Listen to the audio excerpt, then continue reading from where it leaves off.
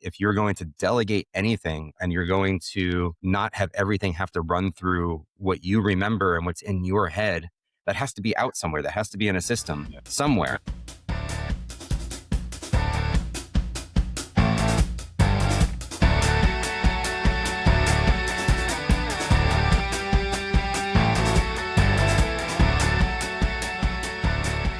All right, what's going on, everyone? Welcome back to the Fitz Franson Show. I'm Fitz. And I'm Franson. This is a show where we talk about leadership, business growth, and what it actually takes to build something that lasts. And without lying to yourself along the way. That's usually the important part. Yeah. So today we're talking about something that makes a lot of contractors kind of roll their eyes, but it's the exact same thing that's also keeping them stuck. And that is systems and data. Yeah, so we get the chance to talk to owners all the time who are unfortunately drowning in some of that chaos. They're maybe losing leads and dropping the ball on the follow-up game and maybe wondering why they're still working that 80 hours a week when they set out to maybe have a easier life out there starting a business. So today we brought in someone who saw that chaos firsthand and decided to, well, do something about it. Yeah. So we've got Jonathan Weinberg with us. Hey, John. Hello. He's the founder and CEO of Builder Prime, a CRM and operating system built specifically for us in the home improvement industry. But what I love about Jonathan's story is that he didn't just build software because he could, from the outside looking in. He actually went and worked inside of a window and door company, actually, to figure out what was actually broken. Jonathan, welcome to the show. Well, thanks so much for having me. Excited to be here with you guys. Yeah, we are too. So if we can, we'd like to go back to the beginning, right? Start with some sort of an origin story from you. I read that a lot of this started because you bought a house. We know that homeowners always have projects, always have things breaking, always have kind of the next upgrade. And yours happened to be a bathroom remodel. And so you hired a contractor and you just experienced a lot of chaos from the customer side. So what exactly, if you can just kind of fill us in on what happened during that remodel that made you think, I should build a CRM? So a couple of things. One is there was a little bit of chaos, but mostly I fell in love with it. I fell in love with just home improvement. I've always wanted to start my own business and do something on my own. And I always thought it was going to be software. It turned out to be that. But for a minute there, I was thinking maybe I can do a home improvement business. This looks like a lot of fun. And I'm not the best with my hands and swinging a hammer, but I can I think I can do the business side of this. And what are the tools that I would want to make sure that I have in order to run that effectively? So at the time, and this is even years before I did anything related to Builder Prime or building the software. But at the time, it's like, I don't know if I knew what a CRM was, which is a little embarrassing to say, as somebody who built one. But I always start from the problems, right? I start from, okay, what are the issues? What are the problems? What are the gaps? And it really started more on like the sales estimating flow and then the production side, because that's where I experienced a lot of the issues. And being that it was a bathroom remodel, it was a custom bathroom remodel. It wasn't like a, quick turn type job, which I've since pivoted to. But that was where most of the issues I was encountering were happening. So that was my frame of reference. But when I decided I wanted to pursue something here, before I ever did, I tried to talk to as many people as I could in the industry. I had one contractor. I sat in his trailer for several months. I had another company local to me here where I am. I would go into their office and just sit there and work on things, for a while. But it really wasn't until I went and worked for that window and door company that you had mentioned, because the way the story goes is I was running out of money, right? I bootstrapped this and, it was just off of my savings, and I was running out of money and didn't have enough traction and success in the business just yet. But I wasn't ready to give up. And one of my early customers who I became friends with here in Staten Island, New York, and he needed somebody to come and work in his office. And I went and I decided, okay, I think the timing actually of this is really good. It turned out to be good for so many reasons, but that was what ultimately led to the pivot to, specialty replacement contractors and, just the experience that I got working in that business every single day was just so critical to everything else that came after and to actually getting traction and getting this thing off the ground and growing. So that was, absolutely pivotal and literally pivotal in the business. It's a cool story. I work on the sales side in our business, and one of the things I've always said, bringing new people in that maybe are brand new to our industry, is that this is it's kind of a sick game, because once you get into it and it kind of scratches you, it's an itch that you almost never, kind of get a chance to fully get that scratch, taken care of. And it's something that almost becomes an addiction, that every day you get to start all over and meet new people and go in and out of houses. It's cool to hear that even on the tech side, people experience that kind of same, experience. But unique approach from an IT perspective, having worked with a lot of different organizations and different companies out there in my time, my career, I think building something, there's a lot of people that would have taken that approach and said, like, I already know how to build software, build the platforms, and maybe talk to a couple people and then just start building it, then giving it to somebody and testing it. I guess what made you kind of make that decision that you need to, besides maybe the money, but it sounded like you almost started that process beforehand of like, I need to sit with somebody and talk to somebody and learn from them. Like that's a unique, and I think an admirable approach, to be quite honest with you, to say like, I need to really understand how the company and organizations work to build it first. What made you take that approach? I mean, that just, my background is software engineering, and that's just part of the process is, it's always, sitting with the user, understanding their problems, digging deeper, asking the right questions. It's like, I mean, I didn't have experience myself working in the industry before that. I mean, I loved what everybody, people in the industry were doing, and I wanted to be part of it and solve problems, for people in the industry, but I wasn't in it. The only way to do that is to actually sit with people and learn. And it's a lot about asking the right kinds of questions and, digging deeper into, the why of the problems. So, you take, somebody says, oh, I need a thing to, click over here and then it should do that, afterwards. And you gotta kind of cut through that and dig into the why and really understand, well, what are you really trying to solve? Like, why are you saying that you need this button here? And why does it need to do this thing? What's the problem that you're really trying to figure out? And a lot of times it's different than what they originally thought, like the right way to do it and the most efficient way to do it, and kind of the way to integrate it in with the rest of the systems and workflows and processes is a lot of times different. So it's just knowing what kinds of questions to ask and when to kind of, how to decide what's the right solution and figure out the right solution for it. And you got to talk to people, and you got to talk to people in the industry. That end user experience, I'm sure, was invaluable. Hearing that and kind of knowing that experience, it reminded me of I've worked for a couple of different organizations, and obviously through that, a lot of different system changes and processes added to our game as we were going. And I was reminded, kind of going through your history, and we had a system that we were introduced to, and as simple as like the back button being put right where a signature was going, constantly messing up the contract signing for us at one point in time. It was like, man, the developer would have just sat with us immediately. They would have seen like, this should just be at the top of the screen kind of thing. So that's cool. Yeah.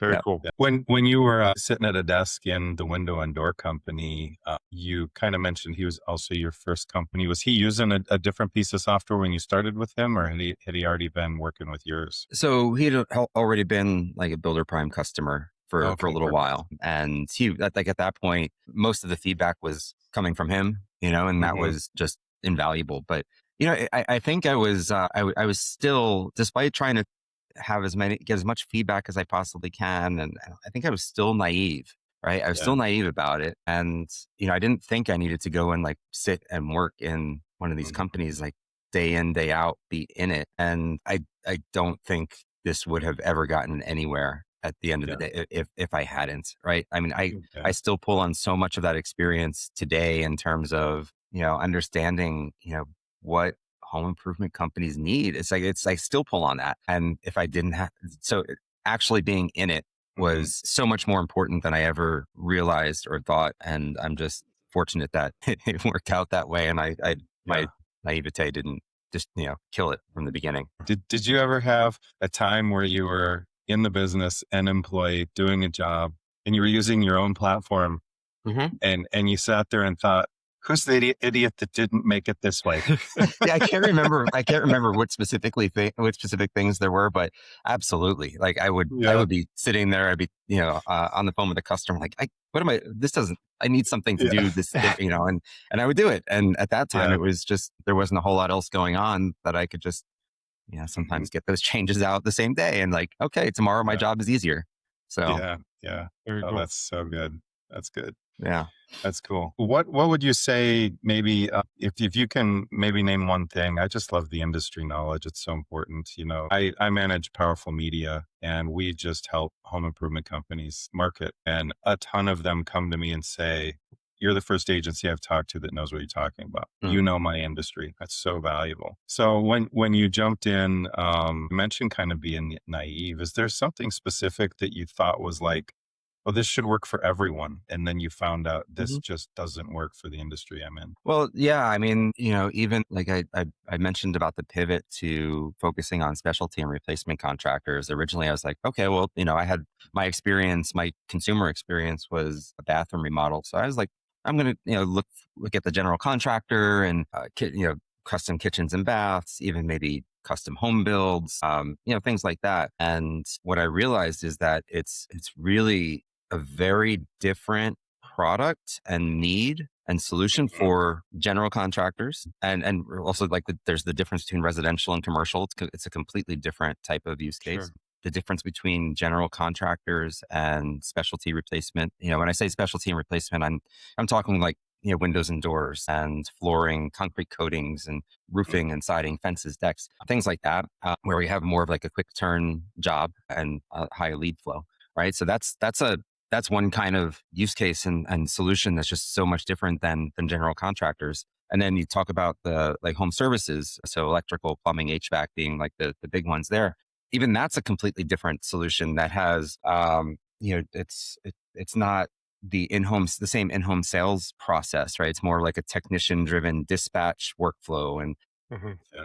you're selling and installing a lot of times at the same time, and the technicians are the ones doing the sale. It's just a different it's a different type of solution and workflow. So yeah, that's definitely one thing that I had really no clue about Sure. Mhm. when I was first starting out, and but that obviously became very clear, and that's where the CRM came from, right? Because it was my experience of working with the windows and doors and learning how important the CRM piece was, and that was like the heavy pivot at that point. CRM and CRM first, and but then kind of had the unique position of having a lot of the other stuff added on already, which was still very useful and also a little bit of a differentiator from others that focus on this type of Yeah. solution, I'll say. Yeah, Sure. sure. Well, I think it's a good pivot to get into, because I think at its core, kind of what we do in this world is, it is a simple math equation at its core, right? But there's a lot of moving parts that go into that math equation. So Mhm. maybe let's pivot and talk a little bit about the life cycle of a job, so to speak. And from the moment maybe a lead comes in, you have the lead comes in, it turns into an estimate, a sale, and then the production time, payment, and hopefully maybe finally turning that into some sort of referral. Right. With all the data that you guys get the opportunity maybe to see through the people that work with you, maybe share with the listeners that we have here, where are you seeing currently companies maybe losing maybe the most opportunity with either the way they're entering data or the data that comes in, or just maybe a loss of opportunity in general? Yeah, yeah, for sure. I mean, it's a lot of it's speed to lead, right? I mean, there's still so many companies that are not getting to their prospects, their leads fast enough, right? It's not 5 minutes is way too slow, right? And Oof. a lot of people are way beyond that. Yeah. You want to be minute or less that Yeah. you're getting to that customer when they're coming in the door, and that just makes so much of a difference in so many. I mean, it's so many different aspects of it, right? I mean, it's what allows you to be successful with digital leads and lead aggregator services and different things like that. But just in general, any type of digital lead it's table stakes. You have to get to them immediately and get the conversation started, and then from there, it's really one of the things that I see people struggle with is ensuring that you've got all of the up to date data. You've got a single source of truth about your leads and your prospects, your customers. Because if you don't, it's really hard to know what's the next step. Am I sending the right? Am I communicating the right types of messaging and taking the right communication steps at the right times to move this through the funnel? And if you don't have that clear understanding, the right hand knows what the left is doing. So like all of your messaging tools and emails and text messages and phone calls in your call center, and everybody's got to know like what the current reality is of each and every lead. And the only way to do that at scale also is through automation. So, it's having a lot of different, I see a lot of different systems trying to kind of piece it together. And then you end up with, it end up looking kind of stupid sometimes, with, it's like sending the wrong message or sending the wrong information or not following up when you should be following up, and things slip through the cracks. Like that happens all the time. Sure. So that's one of the things that I see there, and one of the things that we really try to help our customers figure out and do better with. Sure. Yeah. Fitz, he's our favorite guest because he just nailed it on speed to lead. Sure. Less than a minute. I love it. Yeah. 5 minutes is too long. Yeah. And we have customers that are like, well, I check my email at the end of the day. Like, what? Yeah. And you wonder why your calendar's empty? Come on. Yeah. It's such a waste of money too. It's like if you're paying for like whatever marketing spend you're doing, and it's wasting so much money. Yeah, we had an opportunity to speak at a conference here recently, and we talked about kind of building a high performing sales organization, right? Which it starts with the marketing end of it and getting the leads on the board. And we reviewed this data and an MIT study that went over studying the lead flow and how to get to them. And I asked this question to the group, and I forget that somebody said, we get back to them in 72 hours. And I was like, we need to talk immediately after this, kind of thing. Like you may as well be lighting your dollars on fire. You probably would get better use out of it at that point, kind of thing. So it's wild how many people still don't know this, but to echo that point, guys, you gotta get to them as quickly as you can. Yeah. One of the things that you have been talking about is just kind of the difference between buying a piece of software, and you touched on it just kind of passing. You said people have their systems kind of spread out, and there's a difference between having different standalone pieces versus building an operating system for the business. Right. And so for owners out there listening right now who maybe have a CRM, maybe don't, maybe running their business on whiteboards and sticky notes and notes on their phones, what can they expect? Like, what's this like? Why a CRM? I mean, the first thing is, you need to have a place that, like, a central place for all of your data, right? Oh man, there's so many reasons. First, you need a central place for your data, and you need to have like a standard set of systems and processes around that data and your overall customer journey to do anything at any kind of scale, right? Every CRM is going to have some level of automation, and so to make sure that you can get the type of automation that you need built into whatever CRM that you're working with. But it's just you need a CRM for automation. You need a CRM for reporting, right? If you don't understand like what you've been doing and what's working and what's not working, or what's where do different things stand reliably and quickly, it's really hard to operate a business that's not just, if it's a lead or two a day, you can probably do a lot manually and go based on gut feel and go based on, just some spreadsheets. And if there's a piece of data that's wrong or whatever hasn't been manually updated yet, you can maybe get by, right? But you start to do anything, like if you're interested at all in growing and expanding and getting that out of your own head, right? You talked about it before as far as like the working 80 hours a week. And if you're going to delegate anything and you're going to not have everything have to run through what you remember and what's in your head, that has to be out somewhere. That has to be in a system somewhere, right? Yeah. For spreadsheets and Google Calendar and stuff like that can work for a little while, right? But at some point, you need something that's a bit more robust, and that's going to give you the types of insights and things that you need, and drive the automation and have the full communication through the whole customer journey, not just the spreadsheet over here and a spreadsheet over there. Yeah. And I did have to ask that question because we have customers that use a Google Calendar for everything. Oh yeah, there's sure. Yeah. For those listeners out there, you know who you are.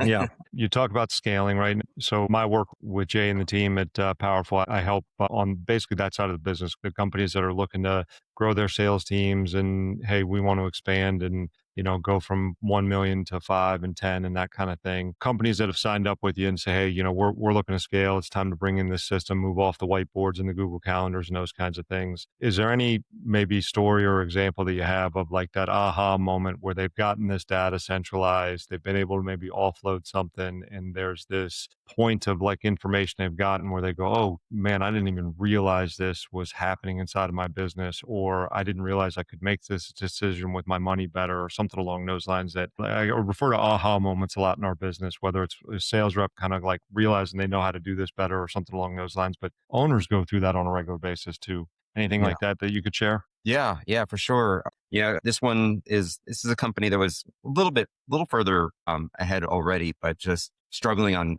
various different places, and just balls were getting dropped. They weren't following up well with customers, and it was showing in their Google reviews. Right, they were getting like 1-star Google reviews, and they were just like they really cared. It's like they had processes that were broken, and that they just couldn't figure out how to like keep everybody accountable and on the same page. And, putting that in place the day I forget the name, what she called it, but she remembers the day that they went live with Builder Prime. And it's like, we haven't had a single bad review since we've implemented Builder Awesome. Prime. And it's like, she talks about how this is like changed her life. She's like, she doesn't have to always be in the office anymore. And now she splits her time between, where the main office is and, something several states away. And, she's able to kind of let go of things and know that things are handled and accounted for, because there is that process. I love to hear those kinds of stories where it's just like, it's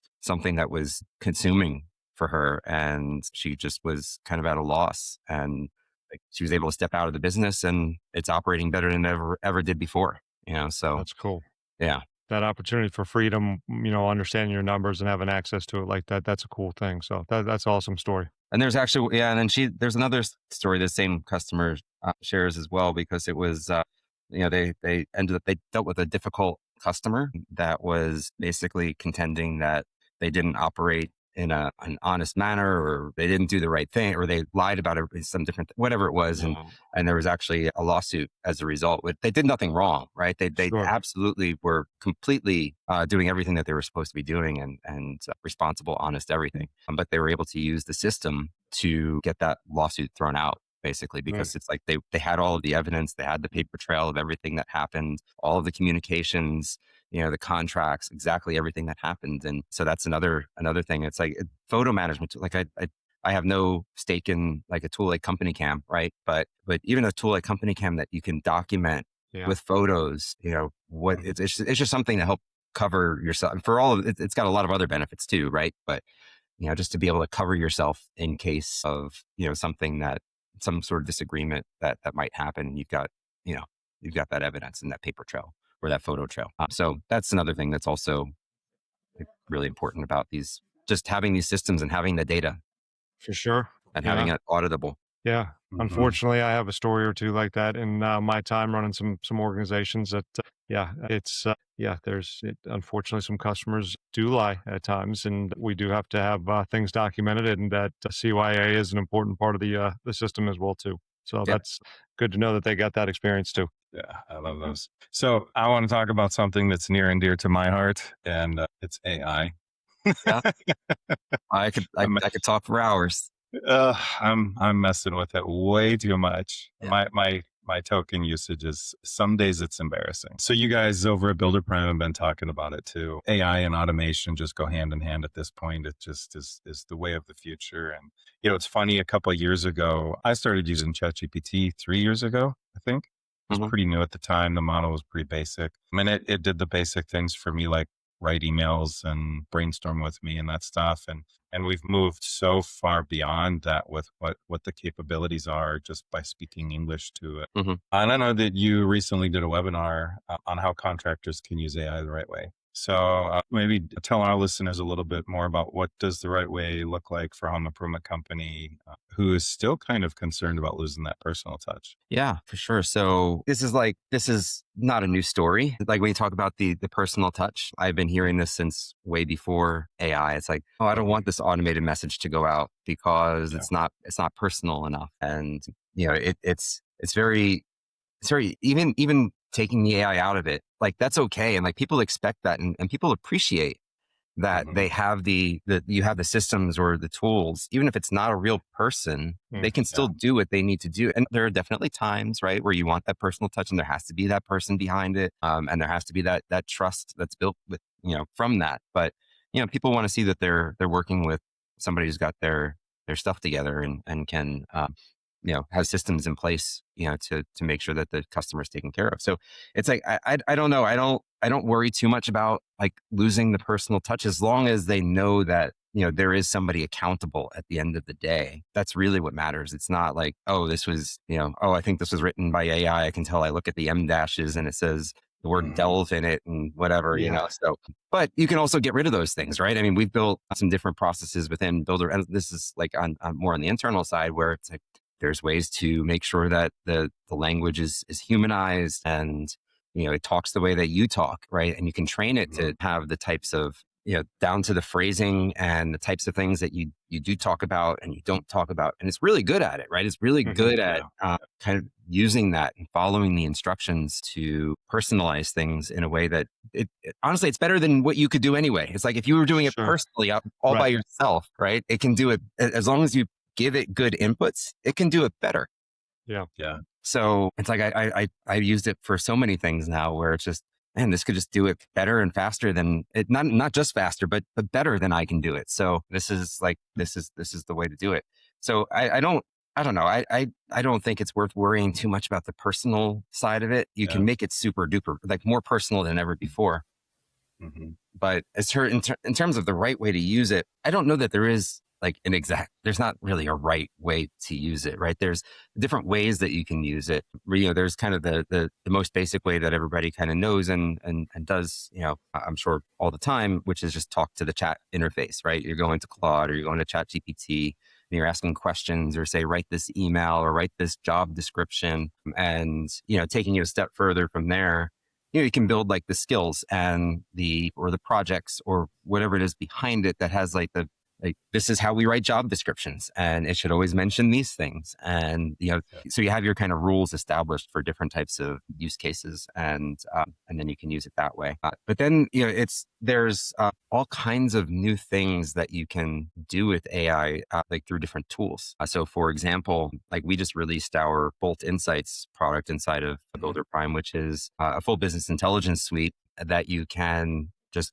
chat with and talk to in order to and you just use plain language. It'll build your reports for you. It can actually just take a picture of something that you're taking a picture of an Excel report or something you doodled on a napkin and send it in and say, create this report. And it builds the report and adds it to a dashboard, and you get it in your inbox every Monday morning. And, and just to uncover insights as well, right? So there's different services and tools that are, it's just one example that's very fresh because we like just yesterday we released, but that is, there's all kinds of tools that you can use that are making use of AI that allow you to like interface with things in a much deeper and more useful way than ever before. And, also like you can, I caution a little bit with the coding, right? I'm sure there's a lot of people starting to get into, using these tools to code and build things themselves. And, you can do a lot. You can really do a lot. You just have to, you still have to be so careful, right? And I really suggest for people, like, keep going with it, like learn, experiment, do these things, build little tools off to the side that can, automate like a little piece of something for you. Or, we have APIs in Builder Prime. You can use it to like pull the data out of Builder Prime and do something with it. So connecting it up with all these different tools is another really powerful way of, bringing more automation and capability. But just like, at where we are right now, it's like, there's just caution, right? It's really easy to mess something up in a bad way. Security perspective, leaking data, just things that are, a little messy that I just would be cautious about, without having, engineering oversight before that. But there's a lot that you can do with that. But in the meantime, like hook it up to these tools, right? That's like the next phase. Whatever tool it is, like all of these tools have, if tools don't have APIs or ways of like integrating it into your chat interface and things like that these days, it's not the right tool anymore. Like you're going to want these tools that you can wire up and automate things off of, that maybe is not part of the standard system or functionality that it's doing today.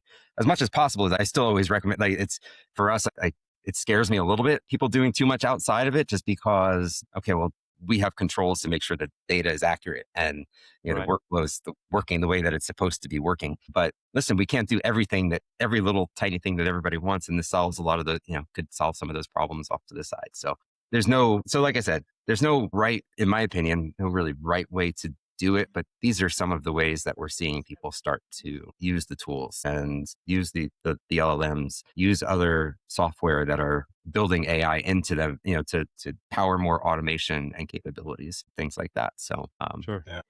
Yeah, it's funny. I think when talking to some that are maybe a little nervous about it too, one of the things that I always mention is you probably have had 3 conversations with somebody that you thought was a real person today too, that is actually an AI bot as well, and just had no idea, right? And they're like, no oh way. my I'm like, gosh. yeah, for sure. It's wild I how good they're question all the getting. time now. It's like, I don't know if this person that I'm talking to is real or Yeah, not. I Yeah. don't know. It's just like an insurance company or something I was on the phone with the other day. And like, I can't tell if this is a real, I'm listening for like signals in the voice, and it's sometimes you harder can and tell, but harder every. sometimes it's not easy. Yeah.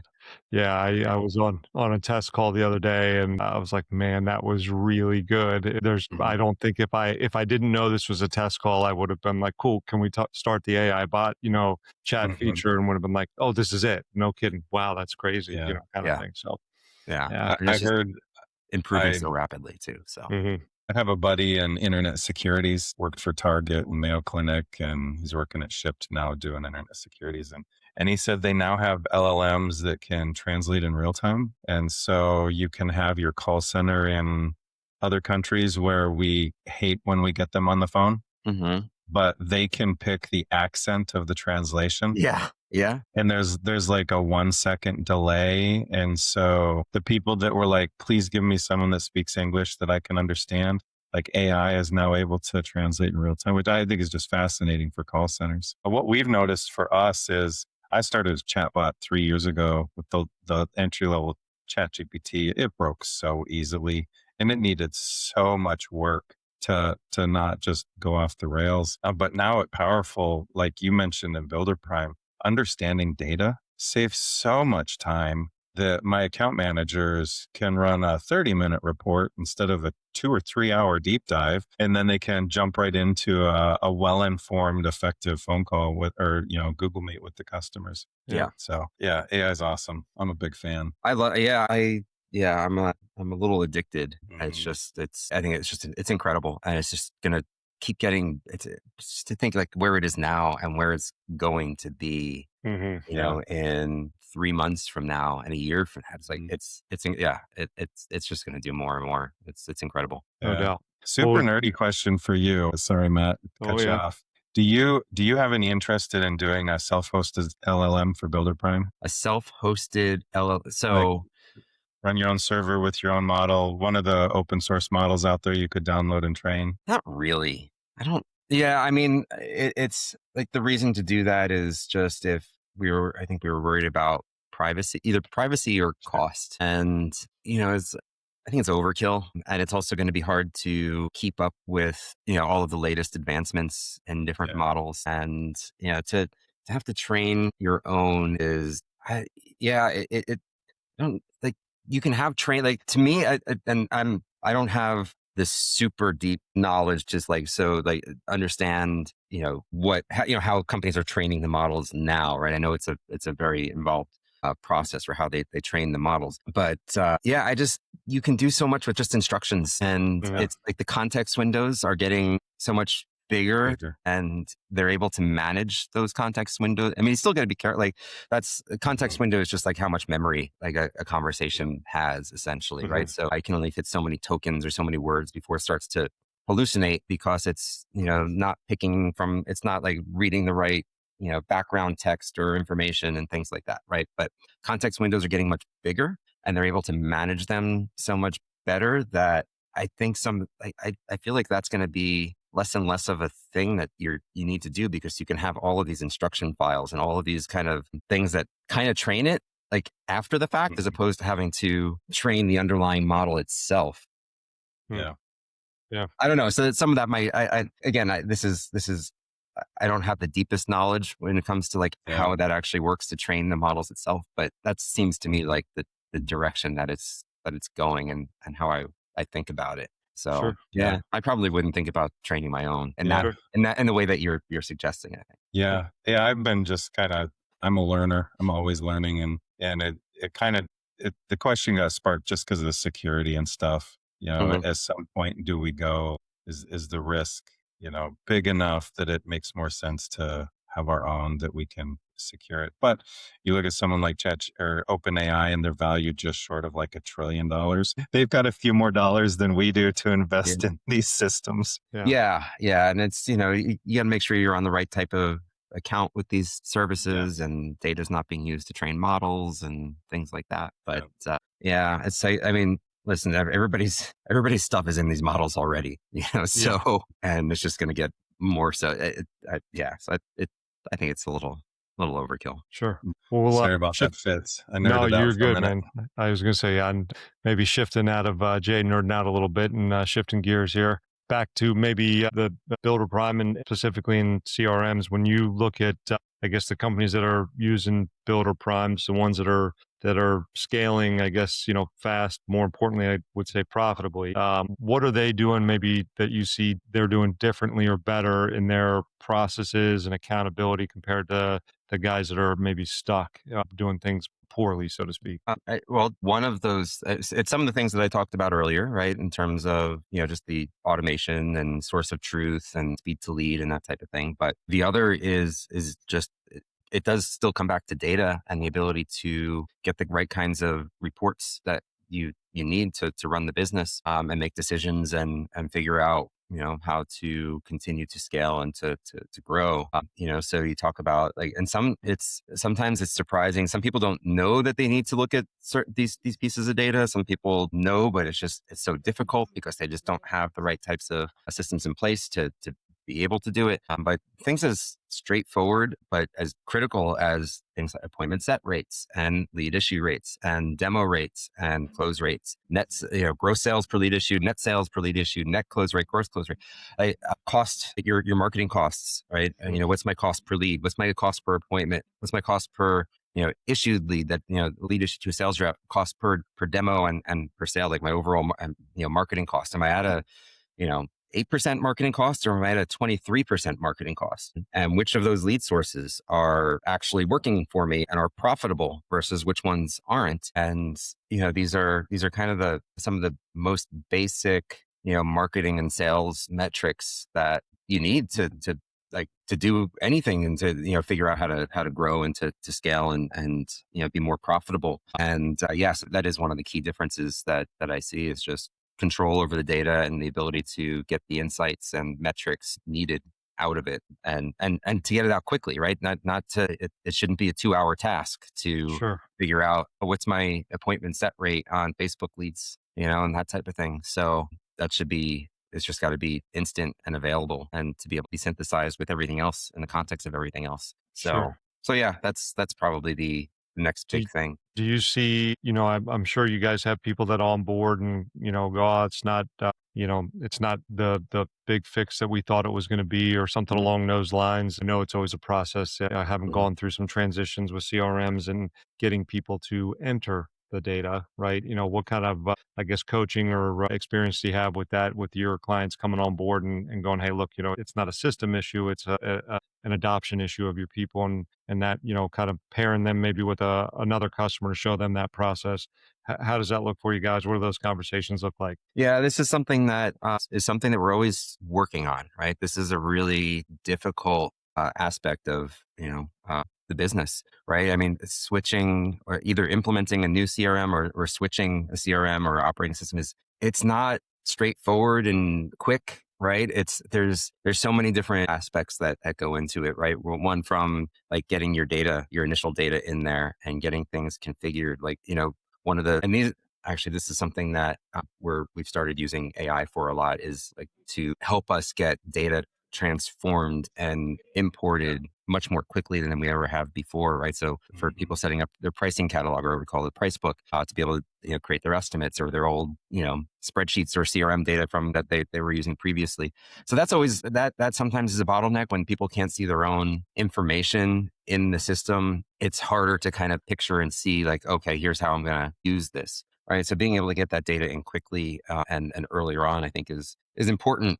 to kind of show progress and show that like, okay, this is how it looks. And I can make more sense of what the process actually looks like. But then just the change, the overall change management around processes. And, some people take to change easier than others. Some people are really good at using different software, and some people just really struggle, and getting that adoption and training is not always easy. Some companies and some people it's easier than others, but you kind of have to go in with the mindset of like, okay, I'm implementing this new, like, whether it's Builder Prime or something else, right? It doesn't really matter, but I'm going into this with eyes wide open that I need, like, I'm having problems today, right? That's why I came to whatever solution this is. I'm trying to solve those problems. You have to come in with an open mind to like, okay, there are different ways of doing things than what I've done. And Sure.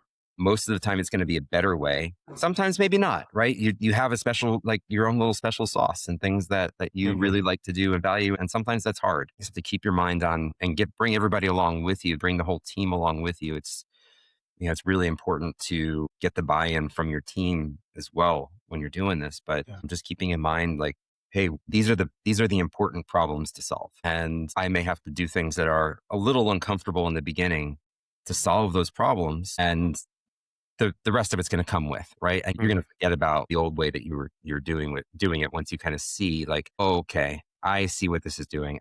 Now I can see the whole picture, and like, oh, I don't have to do this anymore, or this person can take this over. And it's like clockwork.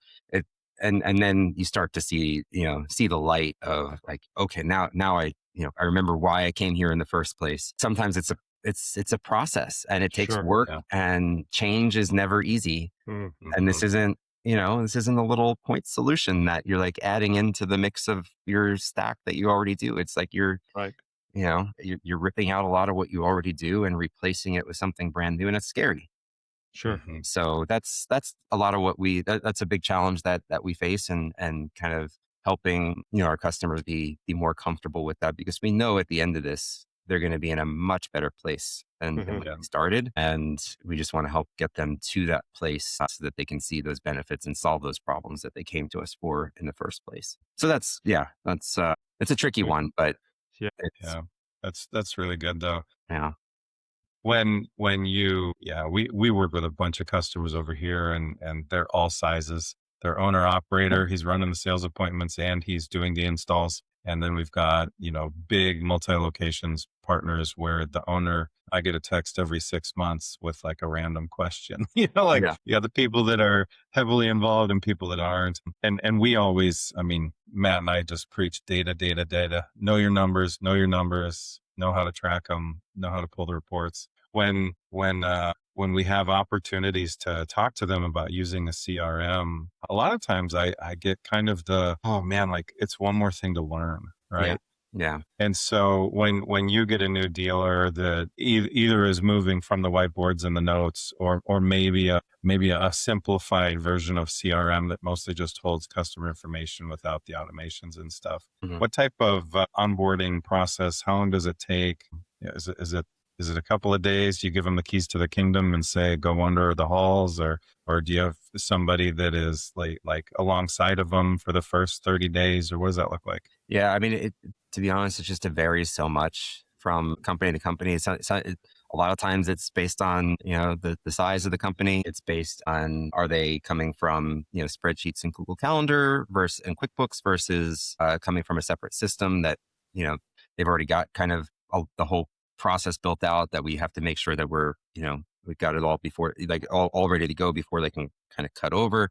And then just the general like time commitment, right? So there is a time commitment to learn it and to implement it and to learn the new process, and then level of tech savviness, right? In terms of just using software and kind of having that intuition of, obviously we try to make this as super easy as possible, but it's a big system. It does a lot of things. So, having a little bit of intuition of and confidence to okay, no, I can go and click this thing or try this thing, and I can figure this out, so it can run the gamut of anywhere from, let's call it a few weeks, to get implemented, to several months. And, but one of the things that I mentioned about like AI is helping us to accelerate that, especially on like the data side of things, which has always been like a bit of a bottleneck Mhm. in terms of implementation. So we're looking to get that down to like 7 days.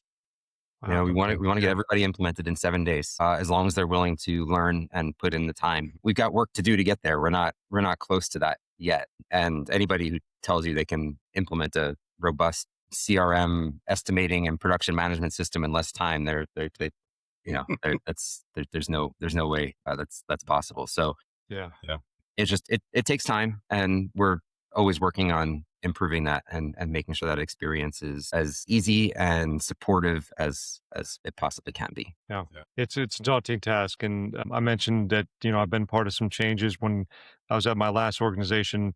I stepped in and put it bluntly, I hated the program that we were on. My math teachers would be shocked to know that I've turned into a numbers nerd myself. And like, that this business will do that to you, right? Yeah, The data will, help tell you the start of a story, right? And help you kind of make some good decisions. But for about a year and a half, I, was preaching we need to do something different. We can make better decisions. We can make decisions faster if we can, get these things, automated and run better reports and all of these things. And finally convinced our, team that we were going to make a change. And then, okay, what are we going to change to? And there's, hundreds of options out there. So I guess looking at that, if you could, I guess, give us kind of the elevator pitch, so to speak, of like what makes Builder Prime like genuinely different than maybe the other options out there. And if I'm in that position again, why am I choosing Builder Prime over some of the others that are out there? yeah, absolutely. So start with like who we actually work well for, right? And who we work with, right? We, like I said it in the beginning, we work with specialty and replacement contractors, somebody that's doing, quick turn jobs. Let's call it a week or less. A lot of times it's like 1 day jobs, and you have a lead flow that in-home sales and like a lead flow that you need to manage and be super efficient with and know the data around, right? So starting with that, it's like if you're a general contractor or you're doing large custom jobs or you're in the home services or you're commercial or mostly we can support maybe a little bit of commercial if that's not the main part of the business. But if you're one of those other types of companies, like we're not the right fit. Just plain and simple, we're not the right fit. You can do better with other systems and software that's out there. But in terms of the level and capabilities of the automation, starting with speed to lead, but going through every type of use case that you might need around automation, right? That's foundational to what we do. And, so it's that the other main thing is it really is that all in one, right? You can have the entire critical workflow of that customer journey in one single system. Now we integrate with other systems and we partner with other softwares and things like that. But when it comes to like that critical customer workflow that just needs a higher level of automation, putting those in kind of disparate systems does you a disservice, right? Because it was like I was saying earlier, it's that the right hand doesn't know what the left hand is doing, and you lose track of the data and you lose track of the communication and you lose track of the customer experience. So having that all in one, where it's everything from initial lead through marketing automation capabilities, through estimating, through full production management and rehash and everything that, associated with that critical customer journey, it is an all-in-one system that has a tremendous amount of capability to support that whole entire workflow. And then finally end with the data, right? Again, and the ability to do reporting and know your numbers and get insights about your business, which like, I'm just so super excited for what this new Bolt Insights product and this AI reporting is going to do for our customers. It's like, you just ask it like, hey, where am I losing money? And it starts to do a whole analysis of like, that's just one example, right? But it Yeah, does this that's whole awesome. Yeah. analysis, looking at your data, and it's looking at various different slices, and you can just keep drilling in, and it's going to say like, oh, hey, well, this sales rep is selling jobs at a less profitable rate. And oh, this lead source is maybe not performing as well as it used to. Hmm. And it's just whatever it is, like, and then it's going to give you some of these different insights, and you just drill into it, and it's just it's so powerful. But again, that's like, if we didn't have all of the data together in a single place, the ability to meld that data together is so hard. That's like the hardest thing, to be able to get the right kinds of reporting and insights out. I feel like we're kind of we've been building this all-in-one thing for so long, and this just unleashed to another level. what we can do. And I haven't seen anybody else, with that same level of capability Very cool. for that type of thing. So anyway, sorry, it's Yeah. a little bit of a long one, but that's No, I No. like it. It's good. elevator pitch. I like it. Yeah, that's good. There you go. You might have answered my next question then, which is kind of along those same lines. Is in the world of IT and data, things are constantly changing. I mean, if you follow AI updates, pretty sure they roll out another model like every month, I think. Yeah. And each of them are claiming this is the best one ever. And they're adding, utilities in AI. But in your world, what are you most excited about in the next, 6 to 12 months or 12 to 18 months that's coming your way? In terms of like what's going to be coming into the product and that type of thing? Mm-hmm. Oh man, so much.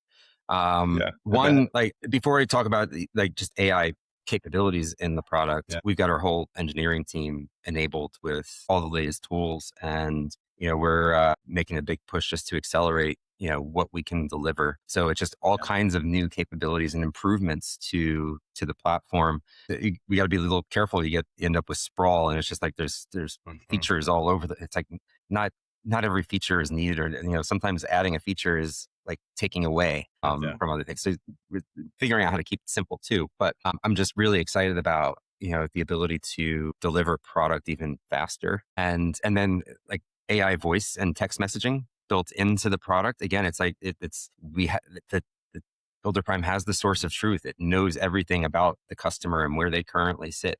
The ability to build in AI voice and text messaging agents on top of that is just going to be so powerful. So I'm really excited about that. AI estimating. So being able to just say like, hey, build an estimate. I'm doing, concrete coatings on this, 450 square foot garage, and I've got, 80 linear feet. I've got to do this crack repair for, 10 linear feet and add in 2 steps. Boom, there it is. It's like, or it asks you, oh, well, what color were you looking for? And it just, asks you the questions that are missing and builds it out. And that's it. Right. So all of these kinds of things that we're gearing up to be able to do, and also just making this more accessible. Like I was mentioning before, even like we've got the APIs, but we're going even further, right? So that you can use the system with whatever kinds of AI tools that you might want. So I'm really excited about enabling more of that. I can go on, but those are some of the big things. Cool. Yeah. I love that stuff. Well, this has been incredibly practical. You know a lot about a lot, Jonathan. So it's been really good. I've had a good time. But I want to go back to know your numbers. Yeah. So if there's one metric or one piece of data that every contractor listening to this should start tracking tomorrow morning, what is it? One, huh? Okay. I'll go. That's tough. Net sales per lead issued. Okay. It's a good one. I think it's a really good metric to really understand your overall performance and what you're, are you charging enough money? Are you making enough money? It's a good indicator for a lot of those kinds of things. So if I have to choose only one, for the record, Jay, he chose a sales number, not a marketing number. It's all related. It's all Yeah. It's you don't have to. It's okay. We know where. I know. Yeah. Jonathan, where can people learn more about you and what Builder Prime is? I guess building currently. I guess website is builderprime.com. You can sign up for a demo. You'll get free personalized demo there, or check out a free trial. Reach out to me, and LinkedIn is probably the easiest way. So send me a message on LinkedIn, and happy to chat with anybody. So yeah, I really appreciate you guys having me on. This was fun. Absolutely. Yeah, it's been a pleasure. We'll make sure we'll include links in the description here for anybody looking to connect. We highly recommend it. We know we have some customers that work with Builder Prime and have been, their businesses have grown as a result, and have been really happy working with them and partnering with them as well too. So Jonathan, we always give our listeners an opportunity for or our guests rather, for the listeners here, any last thoughts or ideas that maybe we haven't covered that you were hoping to share today? I think we really covered a lot. We covered a lot. So nothing comes to mind. No worries. Good. Yeah. That means this episode went well. There you go. I love it. Well, thanks for coming on. For everyone listening, stop treating your business like a job and start treating it like a system. Track your data, fix your follow-up, and we'll see you next week on the Fitz and Franson Show. Yeah. Remember, if you're running an organization or a sales team, maybe of 3 or more out there, and you want a marketing partner who actually understands operations at scale, book a call with Powerful, and they'll help do an audit of your system out there, powerful.com. Yeah. And if you're interested in sales, Fitz, definitely reach out to Fitz, LinkedIn, and the website, powerful.com, and sell more stuff. Yeah, absolutely. So thanks for joining us today, Jonathan. And thanks for everybody for tuning in. Remember, ring that bell, like, subscribe, definitely helps us out, and share it with another friend who might need to hear it. Jay, as always, it's a pleasure, sir. Yep. Yeah. Likewise. We'll see you next time on the Fitz and Franson Show. Happy hunting, everybody.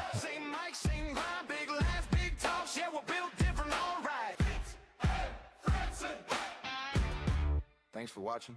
Now get back to work.